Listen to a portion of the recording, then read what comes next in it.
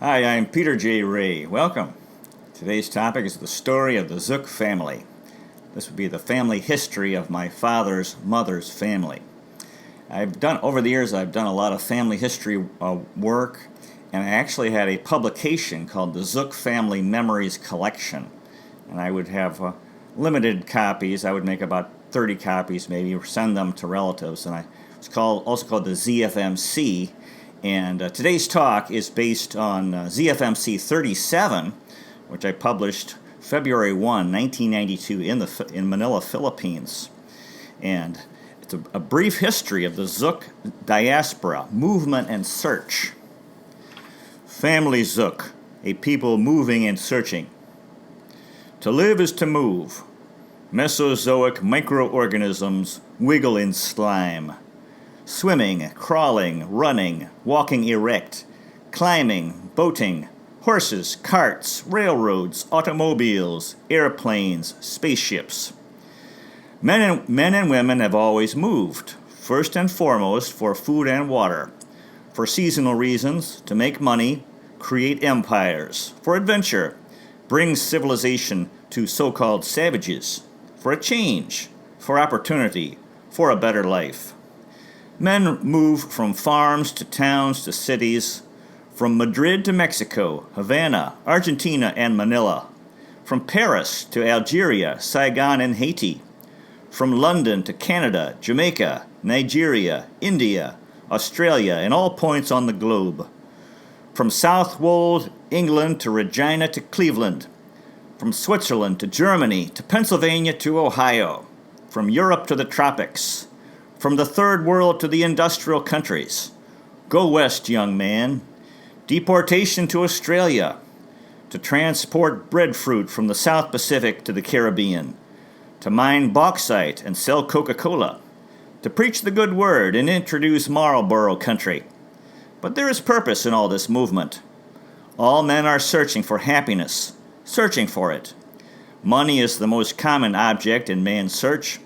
The 1898 Klondike Gold Rush is illustrative. Why did so many live in misery in Dawson City? The Arctic night, unbelievable cold, and many deaths. Gold fever had struck them. Do people find lasting happiness in money? Sooner or later, we realize that we're all on a spiritual search.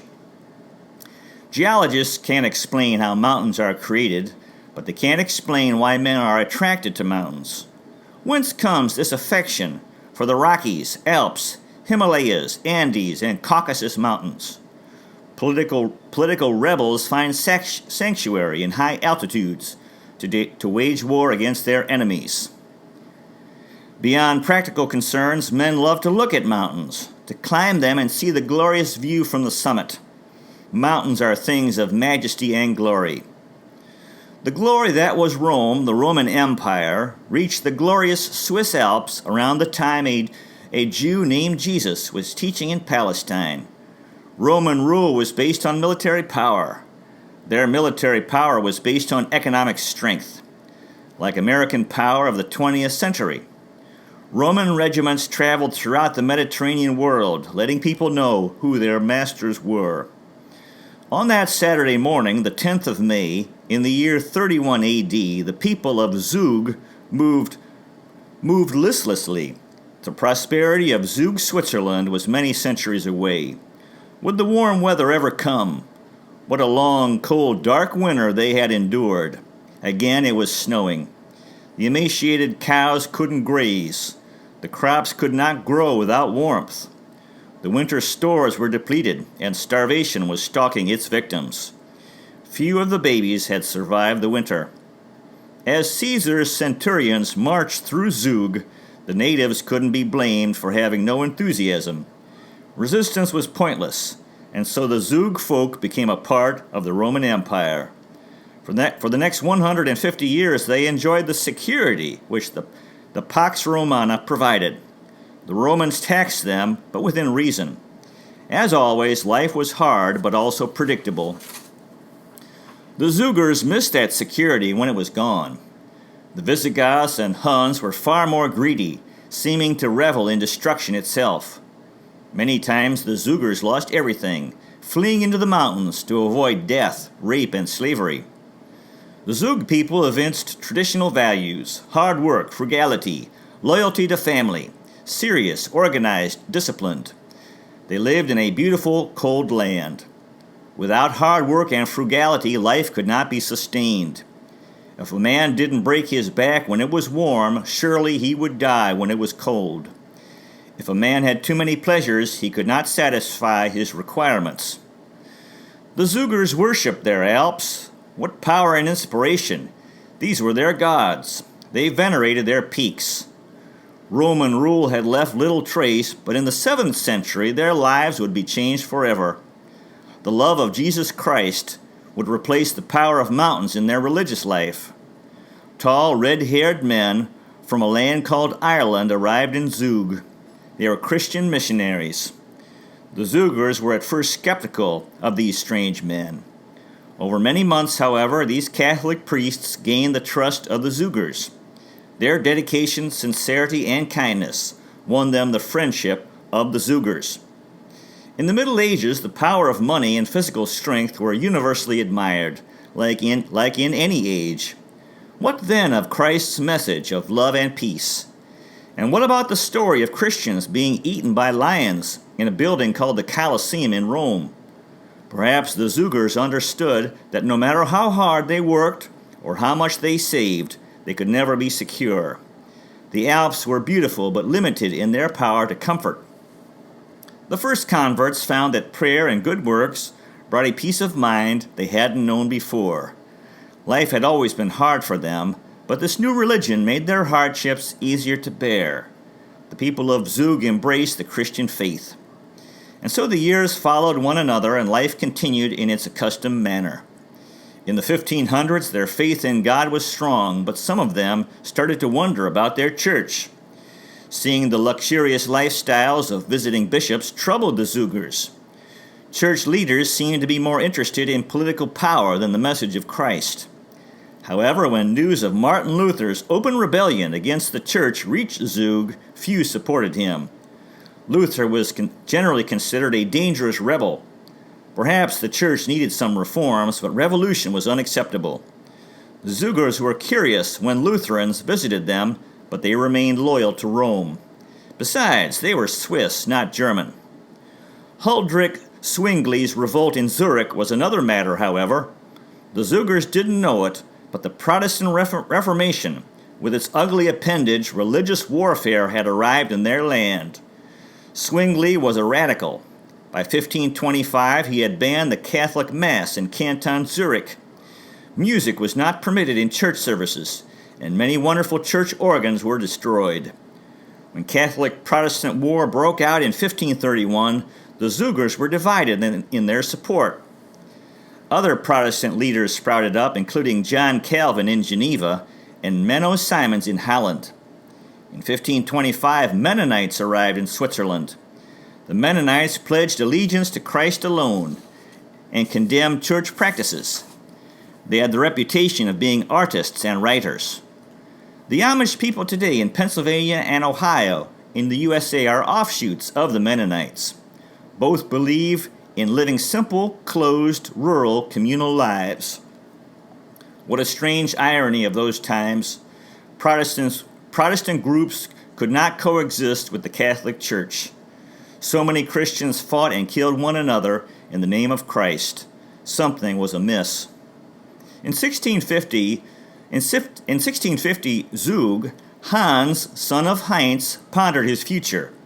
He was tired of the religious warfare and vowed that he would live a peaceful life. He admired the Mennonite practice of nonviolence. Their ideals of frugality, hard work, piety, mutual helpfulness, withdrawal, and service all appealed to him. Mennonites were strict. Those who bore arms were excommunicated. Extravagance in dress was not tolerated, to the chagrin of some ladies. Hans was attracted to the Mennonite church and became a member. By 1659, he had become a Mennonite minister. In that year, he was away from Zug visiting outlying churches.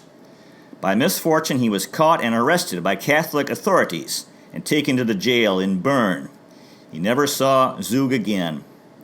After several years in jail, still clinging to his faith, Hans was released from jail and exiled from Switzerland. From Basel, he left Switzerland and entered Germany. The movements of Zucks had begun in earnest. Hans settled near Frankfurt in Darmstadt, Germany, not far from the Rhine River. In Darmstadt, he took the family name Zug and became known as Hans Zug. Hans married a German woman and had a number of children, including a son, John. John married in turn and had 3 sons among his children, Moritz, Christian, and Johannes. By 1742, peace had not come to Europe. For a variety of reasons, Europeans were leaving their homes and moving to the New World. Reports stated that religious toleration existed in America. Protestants and Catholics were not slaughtering each other in America. Also, there were more opportunities of getting ahead and fewer chances of serving as cannon fodder in wars over there. Christian Zuck and his brothers felt the pull of the New World. His family had shallow roots in Germany, so it was not hard for them to leave. After traveling by boat up the Rhine to Rotterdam, Holland, the brothers booked passage on the Elizabeth and Francis and arrived in Philadelphia on September 21, 1742. They settled in the general vicinity of Philadelphia in Bern Township, now called Center Township, between Irish Creek and North Hill. Christian Zug married Anna Cannibal. Anna gave birth to 8 children before she died of exhaustion. Christian Zug and Anna Cannibal Zug's children were named Daniel, Barbara, Elizabeth, John, Jacob, Jost, and Christian Jr. Jacob became a merchant in Philadelphia, while Christian Jr. followed in the footsteps of his great-grandfather and became a Mennonite minister. Christian Sr. remarried Anna Missler Doderas with no children resulting. In the 18th century, Pennsylvania was a refuge for Quakers, Mennonites, and other religious nonconformists, so Christian Sr. felt secure there. Unfortunately, there was a growing conflict between England and her 13 North American colonies. It was hard for the immigrants to believe that war would come. They thought America was a land of peace. As 1776 approached, the Zugs were in the center of the storm as Philadelphia was a hotbed of revolutionary activity. Christian Sr. was an older man, but his son Jost was in his prime. Jost wholeheartedly approved of the Mennonite address given to the Pennsylvania Assembly in 1775, quote, "It is our principle to feed the hungry and give the thirsty drink. We have dedicated ourselves to serve all men in everything that can be helpful to the preservation of men's lives. But we find no freedom in giving or doing or assisting in anything by which men's lives are destroyed or hurt." When fighting broke out, Jost, along with the other Mennonites, refused to support the war for independence. In fact, in 1783, Jost was accused with other Mennonites of treason for feeding destitute British soldiers. Considered a traitor by the emerging new country, he remained true to his faith. Jost was naturally delighted when the war ended. He could focus on farming. Before the war, he had married Maria Long. Maria gave birth to 10 children, including Barbara, Fanny, Christian, John, Catherine, Mary, and Jacob. After the war, the Articles of Confederation meant 13 independent countries gained independence from England.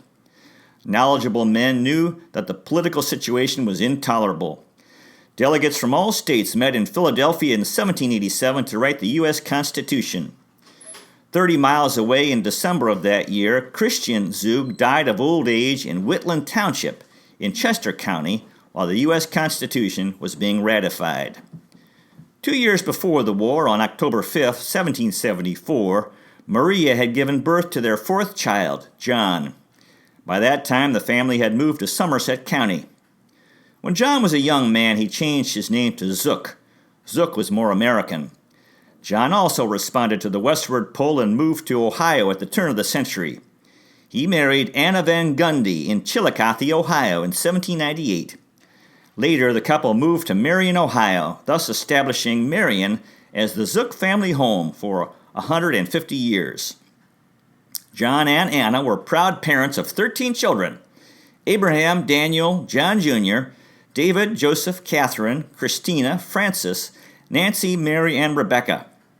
David joined the gold rush in 1849 to California, and Abraham moved to Missouri.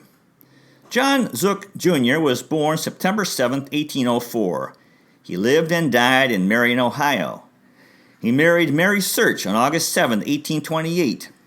Mary's grandfather, William Search, was a private minuteman in the Morris County, New Jersey militia during the Revolutionary War.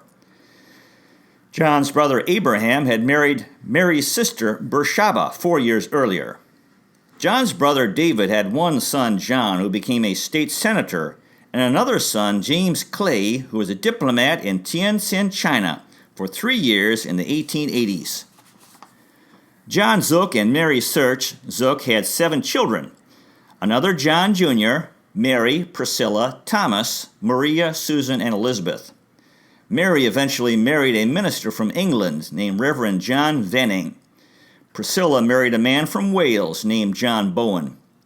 The fourth child of John and Mary, Thomas Felton, was born on June 6, 1837, 107 years before the Allied invasion of Normandy.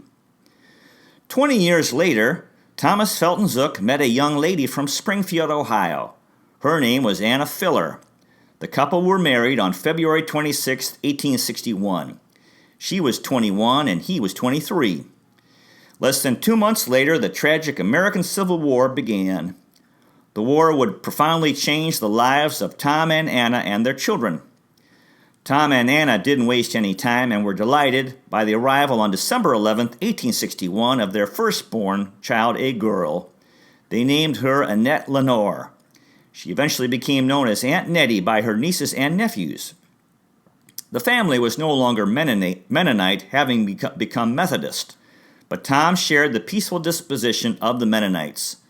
The forces around him, however, became too powerful, and on August 9, 1862, he enlisted in the Union Army for the United States.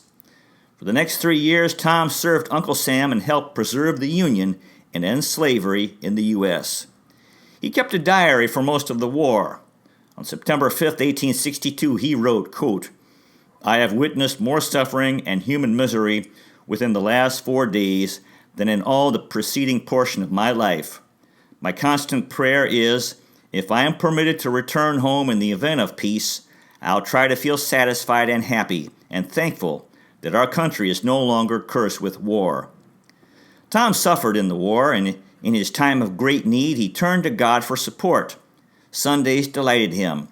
On September 14, 1862, he wrote, quote, "If man could only appreciate the wonderful goodness and manifold blessing of our kind, beneficent Creator, we should not be so willing to rush upon destruction in the 10,000 ways that it is presented to us." Tom struggled to avoid depression and despair. The conditions of the war were hard to accept. On September 29, 1862, he wrote that he was, quote, "half hog and half human." On October 8th, he wrote, quote, "It is hard, but we have to submit." He shared the thoughts of Confederate prisoners of war on October 25th, quote, "They seem to be very sick of the war, and all they ask is to be allowed to go home." Tom's spirit continued to sink. January 1, 1863, he wrote, quote, "This is New Year's Day, but a lonesome day it is for many of us poor fellows who are lying here in these Mississippi swamps and marshes, inhaling the miasma and drinking the water that is odorous with poisonous fumes and rank with impurities that kill more certainly than the rebel bullet." The next day he wrote, quote, "If we don't soon get out of this country, half the army will die, and the other half be so demoralized that they cannot be controlled." January 25, 1863, he wrote, quote, "What is the object of putting such men into this field is, I cannot understand, unless it is to kill them off as fast as possible." It was hard for Tom not to become bitter. After learning of his grandpa Zuck's death and the death of 2-year-old Perry, his sister Priscilla's son, from a letter his sister Maria sent, he wrote on February 8, 1863, "No one knows how heavy falls the news of the death of friends at home upon the ears and heart of a soldier who is thousands of miles from home, and don't know, but perhaps the next intelligence he receives from home may be of the sickness of his own family or children. His faith sustained him. He wrote, quote, "We should all be prepared for that solemn change that will sooner or later overtake us all."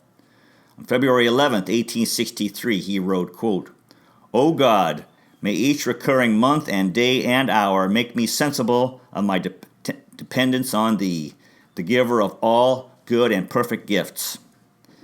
Tom resented the incompetence of high-ranking officers. Of General Joseph Vance, he wrote on June 5th, 1863, quote, "The men universally condemn the old blockhead." On December 17th, 1862, he wrote, quote, "The boys have returned and say that old Vance has made a consummate ass of himself as usual." Tom's military service was shattering. He longed for his wife, child, family, and a quiet life in Marion, Ohio. Instead, he watched men die around him, ate spoiled food, drank polluted water, and slept in the cold and rain. He was often depressed. What a horrible price was paid in that war. Tom saw much of the Mississippi River, Huckleberry Finn country. Tom was at Vicksburg, Mississippi with General Ulysses S. Grant on July 4th, 1863, when the Confederacy surrendered that fort. The siege had been long, but with that victory, the Confederacy was split into two, and the Union controlled that strategic waterway. Vicksburg was a crucial battle in the eventual defeat of the Confederacy. Grant's victory was a pleasant surprise for Abraham Lincoln, who was riddled with poor generals. It marked the rise of Grant's star, an ascent which would eventually lead him to the White House, where he served as the U.S. President himself. At Vicksburg, he won the day. Tom liked to draw and was good at it. He became General Grant's map maker in the siege of Vicksburg. He bushwhacked the area and drew maps of the Confederate positions. Drawing those maps was a satisfaction for Tom in a generally bleak time of his life. After Vicksburg, Tom was granted a 3-week furlough. Returning to Marion, Ohio, he saw his family for the first time in a year. It was a bitter thing to have to leave Anna and Nettie and return to the war. On the way back to his regiment, Tom was really down. He'd reached his breaking point. When he reached Cairo, Illinois, he could go no further. Weak from dysentery, he stayed at the military hospital in Cairo for 1 year. Bad drinking water and loneliness debilitated him. The war finally ended on April 9, 1865, and 3 months later, Tom was mustered out of the service. Like countless others, he tried to put the pieces of his life back together. That would not be easy. An artistic man, he occupied himself painting scenes for stage productions and doing some master wood carving. Unfortunately, his health was ruined, and he found himself easily exhausted. Despite his debility, Tom fathered a son, Ed, who was born August 16, 1868. On February 11, 1870, Anna gave birth to another boy named Frank. 7 months later, Frank's father died of typhoid fever. 5 years after General Lee surrendered, the war claimed another victim. The United States government refused to pay Anna's request for pension benefits. Frank's widow was 30 years old, Nettie was 9, and Ed was 2, and Frank was 7 months old. The obituary for Tom Zuck wrote, quote, "In the deceased, the community has lost a good citizen, a man of far more than ordinary ability. A wife and 3 children are left to mourn their irreparable loss." The loss indeed was irreparable. Coming from a wealthy family, Anna was unable to cope with being a single mother. She could play the piano beautifully, but she couldn't deal with the task of raising 3 children alone. Apparently, and for 100 years, family members criticized her for giving up her children. 9 years later, Anna became Mrs. L.D. Thrall, and 7 years after that, she was dead at age 45. She never got over the death of her beloved Tom. Anna also lost a fair-sized fortune investing in the Chicago corn market and was nearly reduced to poverty before her marriage to Mr. Thrall. Things didn't work out for Anna. Their daughter Nettie was raised by a friend, eventually moved to Cleveland, Ohio, and became a secretary for the Bohr and Fuller Company. Nettie saw what had happened to her mother and vowed that she would be an independent woman, and she was. She also was quite the world traveler. In Mexico, she bought a little silver necklace for her niece Helen. When Nettie was 52, she married George Sampson. He was 16 years older but outlived Nettie. The couple lived in Huntington, West Virginia, and Nettie died on November 16, 1921, a month shy of her 60th birthday. Warren Harding was president at that time, from Marion, Ohio, and rumor had it that Nettie had been one of his mistresses before. Another report had it that Nettie introduced Harding to his wife. Nettie never had any children of her own, but her nieces and nephews doted on her. Frank and Ed were raised at the Soldiers and Sailors Orphanage in Xenia, Ohio. The boys in that orphanage were on their own at age 16. When Ed was of age, he moved to nearby Cincinnati, a natural move. However, orphanage life had embittered him, and 4 years later, Ed died from pneumonia. When Frank left the orphanage at age 16, he returned to Marion. In Marion, he became a machinist and worked at the Marion Shovel Company. Frank met an attractive, kindly young lady named Lena Hecker, and they were engaged to be married. In August of 1890, Frank and Lena traveled with a group from church to Lakeside, Ohio, on Lake Erie to attend a revivalist meeting. Lakeside at that time was purely a religious retreat. Frank, however, managed some extracurricular courting. Frank and Lena's trip to Lakeside started a tradition of annual Lakeside family reunions, which would take place every year for the next century and beyond. On September 17, 1890, Frank and Lena were married in Marion. They lived at 373 Windsor Street in what was a Hecker family compound.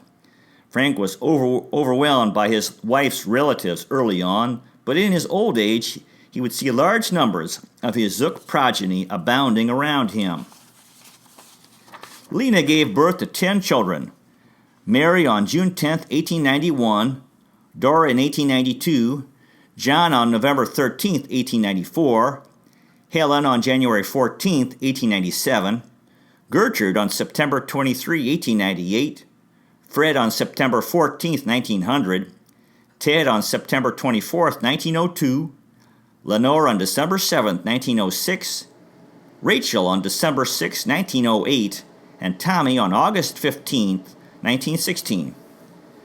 Frank did not have a family as a boy living in the Xenia orphanage. He was determined to have one as an adult, and he achieved that goal in spades. Early on in married life, however, Frank was unhappy. He hated his job as a machinist and resented his obligations to Lena and his growing family. The death of baby Dora cast a pall over the home as well. She died from whooping cough. Wounded by his orphanage years, Frank blamed Lena, the children, his job. Those years in the early 1890s were not happy for Frank and Lena. The breakthrough came when they attended an evangelist meeting at the Prospect Methodist Church, where Frank had a spiritual awakening.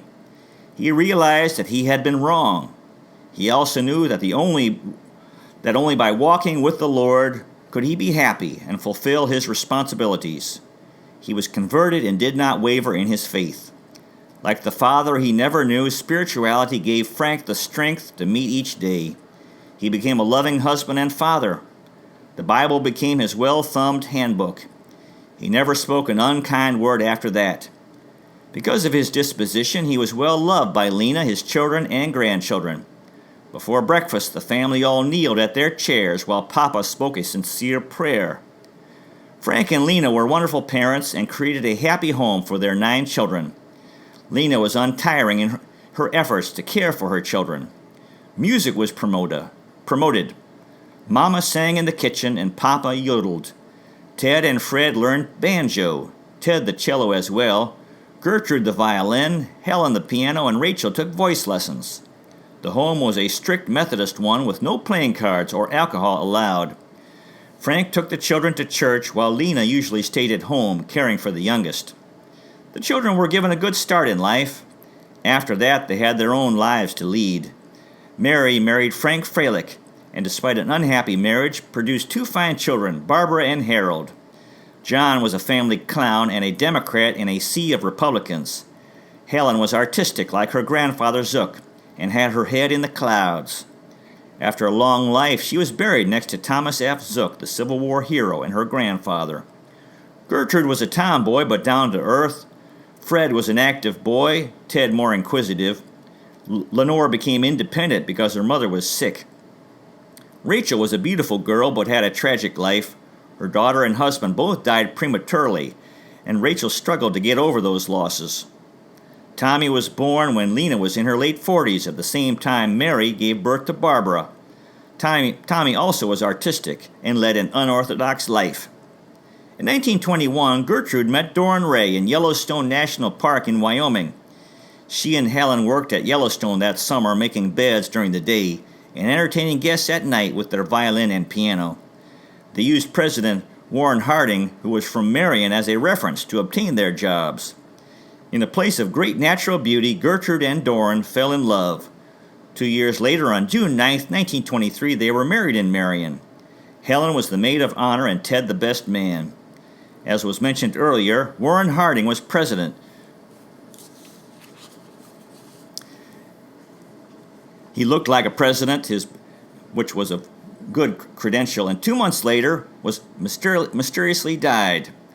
Though Warren Harding was a Republican, John campaigned for him, showing that geography is stronger than partisanship.